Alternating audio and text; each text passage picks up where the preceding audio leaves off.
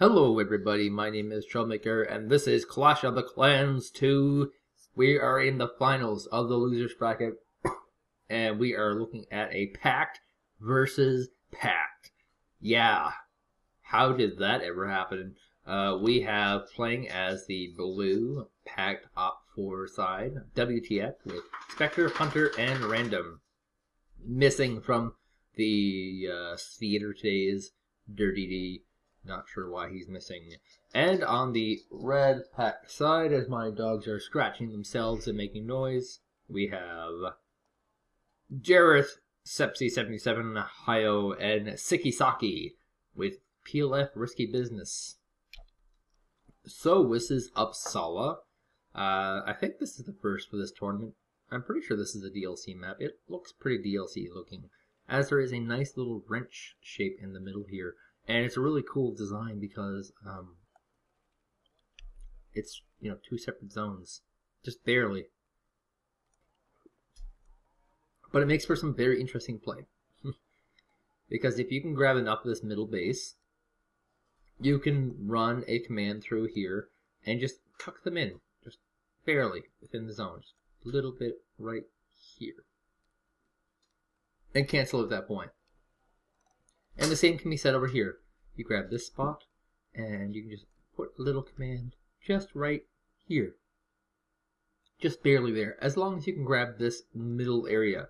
And that is usually a pretty big fighting point. Generally, but not always, how this map seems to work out is blue will grab Alpha, the closer reinforcement point, and then work their way into Echo, and then India. And red will usually grab Lima and take Foxtrot and work their way into Golf. It's actually pretty rare. There's no W in rare, by the way. It's actually pretty rare for people to actually have a competition for the middle, because usually everyone has such ridiculous amounts of infantry in their decks that it becomes kind of a stalemate. But we'll see how this goes. WTF missing Drrty-D. That's a pretty big hit to the team. They do, of course, get rewarded more activation points, but losing that extra player means that it becomes a little bit harder to manage flanks. Now, on this particular map, you can see there's obviously 3 flanks. A 1, a 2, and a 3. But then there's like a third, always a fourth possibility, of this big giant open ocean area, or this path across here, or these sort of other things that a fourth person could deal with very effectively. It's always good to have an extra person in there just to pound one route just a little bit harder with an alternative pathing. So that will probably come back to haunt WTF. How did we get to this match? Well, WTF got here by losing to no unit. I think no unit actually also wiped out PLF too. Brought them here. So WTF lost to no unit. They became the king of the losers bracket. Top spot for the losers bracket in the finals. PLF Risky Business got a bye because the team BPT, as far as anyone can tell, is now defunct. It is no longer a real team in the tournament. Or nay, in the game, I should say. And that'll have an effect on future tournaments. Clans never do hot during the Christmas season, and here we are during the Christmas season. Exactly where we are right now. I'm going to rush this a little bit ahead and try to get this game started. I will say right off the bat that I've been watching a lot of pact games, because I, of course, am a pact player. And I will say that airplay is as strong for pact as it is for NATO. And it takes a lot to figure out. And the king of the sky right now is, of course, this MiG-31.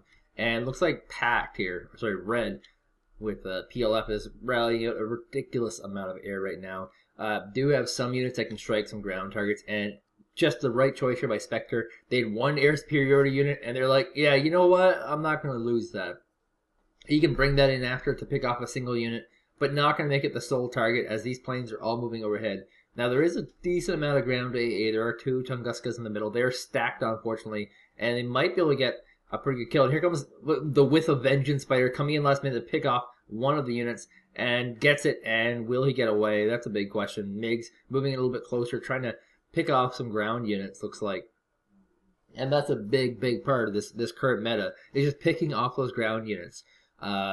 Once you win the air war, you can use most of these fighters to win your ground war as well. And one of the big things is that air units have an infinite amount of supplies that cost them nothing. They go back, they resupply, they get all this stuff back, and they come back in and strike again. Very potent, very effective. However, when a Tunguska gets empty, as it is, it can't fire anymore. It needs supplies, and those take time to get. And you only have so many cards of supplies, and they've actually nerfed supply trucks pretty effectively so that they don't do so much anymore. And here comes, looks like some napalm coming towards the middle. Of course, good choice considering that WTF has reached the middle first. They have their own napalm infantry coming in. This'll, I'm gonna guess sappery, considering how Soviet heavy a lot of these decks are. Napalm infantry have become a new part of the meta. Basically, in these kind of bases, you just get napalm infantry, fire your napalm off, and then just hold the ground. Stage from forward AT, some back AA, and maybe bring in a couple of your own infantry afterwards, all-purpose ones. But these sappery are just so good. Once they get their napalm going, that is. And all it takes is one good fire position command. Requires a little more micro, a little more control, but definitely pays itself off. And here comes a fleet of TO-55s.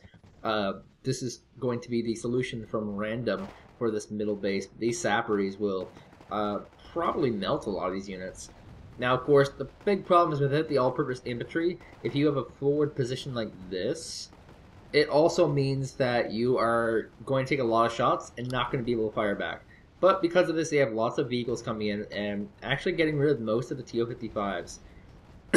These BMP-1Ds are a pretty expensive vehicle, and they do specialize in anti-tank weaponry, so that will help a ton. As this is just getting off the hizzo. Jet fighters, oh my god, everywhere. Here comes a fleet of yaks. These are the BM brand, so this should be some good old-fashioned KE bomb. Yes, it is, and will devastate the region. A sappery, just one survives from that entire squad. Pretty brutal. PLF is currently bleeding out WTF, but don't read too much into that, because it's all about getting the position. This opening is usually going to be pretty heavy on the number of infantry, and these Yak 38s coming in. This is the napalm fighter. This is the old meta one, and doesn't get a particularly good shot. Actually misses every single unit on the map, and dies pretty much for naught. So it looks like the blue WTF has in fact been kicked out of the middle, and not just any middle, but they don't actually have a flank up here or here, so they're not actually able to block off this area. So it looks like PLF is in a position where they can actually take off every single unit. Ooh, we have a SikkeSakke. We have a Spetsnaz VMF SikkeSakke. There's actually no units here either, at all. Nice, crack my jaw. Not a single unit in here. This one command here is completely vulnerable. If he can come in and take that, that could change the course of the entire game. And we have this great top push here. And these MiGs, oh my god, just kill a T80U. So good. This is a huge part of the new meta. If you're a pack player, if you really enjoy playing pack, you win the air superiority war with lots of air superiority units in your deck. You push with tanks, not expensive tanks, cheap tanks. T64, 95 points. T55, 20 points. You don't bring out your T80s anymore. They're gone. That's a thing of the past. You push with cheap disposable tanks. Have them spot, bring in your big bombers, and kill. And then just keep pushing forward. It's insanely cost effective, insanely good. And Hunter just knows he's in so much trouble. All of his vehicles, all of his tanks, all gone. All he has is some infantry. And infantry post-nerf are not so hot. They die very, very, very quickly. I would be surprised if this one infantry is able to just do nothing at all. And stunned and dead. There's one hit point left out of this T-55. And keep in mind, with the new rules of supply and supply trucks, it's actually more expensive to resupply this T-55 to full health than it is to get a new one. So these are very disposable units. And we see some Motos Jockey trying to get into a position here to flank. Shouldn't do too hot. Still in the open, actually. And yes, just the right angle having to happen. And will completely go down as this tank push will continue forward. Now, like I said, this is all about moving forward with your tanks, spotting, bringing those jet bombers. And so there's a little bit of timing here. I mean, you have to wait for your jet bomber cooldowns to come up. Because if you don't have a jet bomber cooldown up, you can actually just full on lose them. And did pick off a pretty free vehicle there. T-75, will it get the kill? It looks like it just barely got the kill as it's spiraling off the map. And he grabbed another kill, a Milo, a MiG Milo. That is crazy. I don't care if that's the real name, but it is now the official name. And here comes some counter MiGs in. You're going to try and get some side shots on these T-tanks. But no, actually going to go for the anti-air, maybe? Or completely miss-micro them? Oh my god. Oh, Spektre. What are you doing? Lost all of his air fighters. That is brutal. And it looks like this entire flank is being taken out. Command being brought to the middle. Oh my god. Spetsnaz, I love you! With one rocket gun, able to have actually killed off this command and keep WTF in the game. Now, with this push being as potent as it is, as powerful as it is, as strong as it is, as determined as it is, it's hard to say whether or not this will last. T-80U being brought up here to try and defend this. Getting good positions here with T-80Us is rough, because T-80Us, they work very well at insanely high range, and this is a pretty shallow range. This is it. This is your effective targeting range. So it's hard to say whether this will be effective. There are 2 URLs here, and of course in the current metagame, it actually makes a ton of sense to just kill off these supply trucks, because they will do more damage to you than possibly that T-80U. And here they go now. It's all going to come down to the air fire. They have to get some jet fighters in here to take care of that T-80U. There is a Tunguska watching overhead though, and this position is actually loaded full of AA. So they might not be able to support this with air units, and that means this push is going to be pretty bad. Trying to target down that Tunguska though, and he's pulling the Tunguska back as he should. Oh, Tunguska down. And with the Tunguska down, there's one Book and a Mitsilib Strela here, and he probably is going to have to pull back if he doesn't get any air support. Actually, the MiG's going towards the middle here. Jareth, you greedy PLF player, loses it to this middle location, which is ridiculous amounts of anti-air units. But they have a lot of stuff coming up here, which means they might be able to try and grab this position from a different angle. Maybe coming up this way, possibly. And just cancel out the space in the least. But here comes the air fleet. This is what I was talking about before. They need these units to come in here. Books coming in, firing, missing one location. MiG goes down. Su-24 goes stunned and doesn't... Oh, here comes more. I was completely wrong when thinking this. Jareth, the savior of the day, coming in again. Will he get those good shots off on the T-80U? Oh my gosh. Choosing to sacrifice that air fighter and gets everything but the T-80U. And that is brutal. It's absolutely brutal. And reinforcements are coming in. This is calling the retreat for the T-64. The only really cost-effective unit to actually retreat with. And will be falling back. I think he thought this would do a lot more success because he brought in a T-72. Try and neutralize this point. Probably all part of the tactics. And all the T-64s wiped out by a single Mi-28. The anti-air will come up to try and pick it off. I mean, it is completely worth it. It's a 145-point helicopter. But looks like it's for not. T-72 coming up. There's a Redetkas here. It used off the only RPG it had left. And looks like he will get the Redetka with the T-72. Will he cancel at this point? Another good question. Looks like both bases will momentarily be going off to PLF. That's a pretty big hit. That means this bleeding that WTF has been doing will be mostly useless because they'll have the 2 middle bases and another command, yes, to India. Trying to grab all those bases. Sorry, I have a little bit of cough today. It's absolutely freezing cold outside. MiG flying overhead will completely die. Yeah, a little bit cold. That's an understatement. We had 32 centimeters of snow. I think that's about 10 or 12 inches of snow. It's called a blizzard, people, and it did absolutely devastation on the region. I would be surprised if you don't hear like beeping noises. That's all of our trucks cleaning up our neighborhood. One of the lucky things about me is that my neighborhood does actually get cleaned up pretty early on. But anyway, just trying to use this airplay to their advantage, which they have. They've grabbed the middle base. They're about to grab India and start bleeding off WTF by a margin of 2, which of course is pretty brutal. So we're going to have to see some newer, more extreme tactics come in. This card has already been played, so we're not going to see another, crazy ninja attack. That's just not happening. The map is actually just too flooded full of red units for that to be possible. They can push through middle, that's a possibility. But with the number of sappery we have here and the ability of their napalm, it's highly unlikely. Artillery might work. That could happen. And actually might be able to grab this Tunguska kill. 2 hit points left over, unfortunate. But it's pretty brutal to beat WTF right now. Bleeding out by 2. Almost losing golf here. If they lose golf, I'm just calling it, people. That's just it. And currently wasting a lot of this ammunition on just empty vehicles. These Ural 3750s. It's a hard choice to make whether you kill them or not.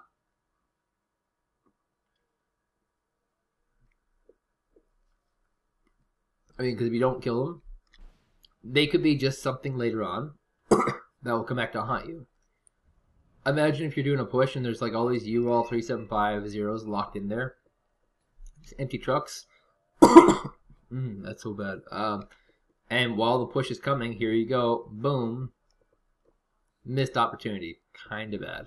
The T-80U has completely repositioned itself into this location. And a Conqueror is walking across the map trying to get itself into a decent position to stop this path here. Might be going for these woods here. Just a small sliver of woods, only big enough for 2 Conquerors. And more units rolling out. A T-80U here from SikkeSakke. Kind of a rare unit with the particular strategy that they're deploying. And looks like they're going to try and grab the woods location. Grab all this. Stage, possibly some AT, some tanks here. And then just cancel out the point, like right here. Or here. One of these points.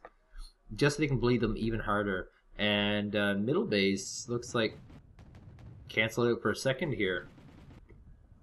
But only a second. Artillery fire force causing this command to move around. And looks like some MiG-31 coming out from the blue WTF side finally. Now this is kind of brutal because this tank, as you can see, is pointed the wrong way. Actually full on retreating. Good choice. With the way he was pointed, the flank that he was covering, he would have just instantly died. So BMP-3 has spotted something to kill. Is it a Ural? Yes it is. These things, of course, don't have a ton of rockets. Only 6 total. So that's 1/6 of its potential ammunition against this attack that they burned through. Does he know something? Is a big question. Will he know that this command tank coming in here is really low on fuel right now? Should be able to make it to location, but is waiting for reinforcements, waiting for those tanks to get into position to try and fire back. BMP-3 versus BMP-3 by the BMP way. 1 miss on one of these Archon rockets, and here he spotted it. It's coming. The T-72 is actually in the fight, and this is a big mistake, but he doesn't have a lot of fuel for a retreat. He can only push forward right now, and to him it might seem a little bit too costly to actually throw a tank, but no, he's going to retreat a little bit, which means that this taking of this point will be brutal. T-80U is moving up, trying to wipe out as many of these infantry as possible. The T-72 adding a little bit of anti-infantry support, but its number of guns is pretty small, and yes, the tank is gone, the command is gone. He will not grab this point. T-80U will continue firing from the distance as the Motos junkies are coming upon it. Now, infantry are bad, don't get me wrong, but dear God, you don't want to ignore these guys. 1 hit point left on the T-80U, it is gone. SikkeSakke-77 throwing away a T-80U to the WTF clan, and now they've successfully defended this point. Just 1 T-80U is a great symbolic point. A MiG coming in to kill off 1 recon. Yeah, just really good pick off there. But the counter pick off here by Spektre is so good, getting 2 with 1 volley of units. Not a lot of anti-air being deployed here. Have been using mostly air superiority fighters to cover that. And T-80U will survive. Planes go down, and PLF have been running out of planes pretty well here. The map is starting to look a lot fatter on the blue side than it ever did before, and there might be a pretty open possibility for WTF to make a comeback. They do have to push back some pretty brutal points, though. They're losing at +2, so they have to stop and grab middle or something, and it's going to be something brutal. Back on the northern flank, these Modus Jockeys proven to be insanely cost-effective in the woods here, having killed themselves a T80U and hitting max veterancy with it. Will they get the T64? Looks like the answer is not. And the T64, of course, is a pretty powerful, potent unit, but it should not survive much longer. Now, they do know where the command is. And, oh my god, game changer. Just completely ruining the life of WTF clan on the spot. And here comes some BMP-1Ds on a line, a conga line of BMP-1Ds. And this T-62 does not have a chance of survival. They completely all ran past the napalm that was kind of being deployed kind of last minute. And great reflex timings here, but here comes the conga line just running on through. Nothing really to stop them anymore because all the tanks have been repositioned. There's just this one KA-29 TB to try and stop this. The T-80Us are pointed the right way or the wrong way. That's a big question. Kind of hitting from the side here. Nope, they will be doing the reverse micro, trying to get into the proper position, and will get away. The BMP-1D conga line is not done just yet. Will they keep moving on, or will they try and clear this position? Good questions. Good questions. Air units coming to try and support some air cavalry. BMP-1Ds back into a position where they can fire again. But no, this is actually kind of a dead zone for them. Too many tanks structured around the mouth here. But they really accomplished the task they were going for. They destroyed that command armor. And so now they have a +4 advantage, which is huge. It is almost impossible. And I will stress that again. Almost. It is almost impossible at this venture, at this time, at this junction for WTF to come back. PLF just completely dominating. Some fancy MiG moves here, not really going to be able to pay out very much. And desperation might be setting in. Some Modus Jockeys moving in to try and take out some of these sapperies, but there's just way too many of them with their AK-74s against the AK-40. Well, that's also an AK-74. But just way too many of them. They could choose the napalm at almost any time and just wipe this Modus Jockey completely. Just such a crazy good tactic. It's good to see that PLF have still been practicing, have still been playing well, and are still into the modern meta. I'm not sure if it'll be this weekend or what, but there is a game that I have cast that I will be putting up soon between PLF and a team of all-stars, Tika, Firestarter, Gronrock, in which they're playing in the new meta. And they're also one of their practice partners for this tournament. So that'll be up pretty soon. And we'll get to see how that goes. But so far, just, oh my god, PLF doing so well. This new meta has definitely gone very well for them. And this WTF push is kind of your last minute type thing. Note the points, we're now at 70%. The call has been made. There is no real defense on the bottom here. This has been a historically weak area for the PLF clan the entire time. These MiG-31s are kind of circling around, though. And the idea behind these MiG-31s is they want to circle until they get a target. And when they get a target, and keep in mind, they do have those SEM-ACT radars. Once they get a target, they will fire from, like, was it 10,000 meters? Where are we at? 10,000? Yeah, 10,000 meters. So pretty much the entire map. And so they can just spin around here. And if anything comes up, they'll kill it. If nothing comes up, oh well, nothing lost. And here comes the counter-air support. And this, of course, is where we've seen historical weakness from the WTF clan. Haven't been able to keep up with those air units. Have been relying probably too much on ground-based AA. And here they come. Born to be king. Now, the sad thing is, this alone is not enough. They have to grab this point, knock this one out. They have to knock India out, and they have to take a base. It could be this 2-point base up here, of which there is a command going to, so that's good. Or it could be this Echo, or it could be this India. But they have to grab bases as well as smash bases. And currently their push is getting a little bit stalled. The map is quite large. The command is just within reach, and there we go. TO-55 with the KB, the killing blow. And non-stop bombers are just wreaking havoc, however. Spreading that napalm. Look at that napalm. That's a good napalm. And the bottom flank continues. This is how all in they're going. They brought in the command armor preemptively for the attack that has to be successful. Because if this attack isn't successful, that's it. Now, funny story. Because they got this command, this attack might not be successful. I think that's a funny story. And this point is now going to be taken over by WTF. Thank you very much. And now they're only behind +1, which of course is this middle base. So if they can sneak in this command into the middle base, they can stop the bleeding and survive. Gives them a better shot at winning than they've ever had before. But they gotta stop the bleeding. That's gonna be huge. MiG-31's doing their circle again, their circle of death. This is the jet fire conga line. And really it is. They just spin around in circles for hours. I can imagine in a real battlefield, that's how they use them too. Okay, gentlemen, fly around in a circle and the auto-nav computers will fire on. And flank advantaging currently going to the PLF side. Getting some great pot shots here with some Conquerors and T-64s, forcing the T-80s to try and reposition themselves to fire them. And looks like they should be able to hold. But speaking of which, the middle base has been grabbed here by a T-80 UK tank, which makes them really hard to hit. Oh god, that circle of death is so good. So good! If you're a Soviet player, if you're a big pack player, the MiG-31 is a must-have. It is absolutely beautifully powerful. Ooh, BMP-3 not able to get off its rockets in time. Conquerors completely, well, not completely, 7 rockets left.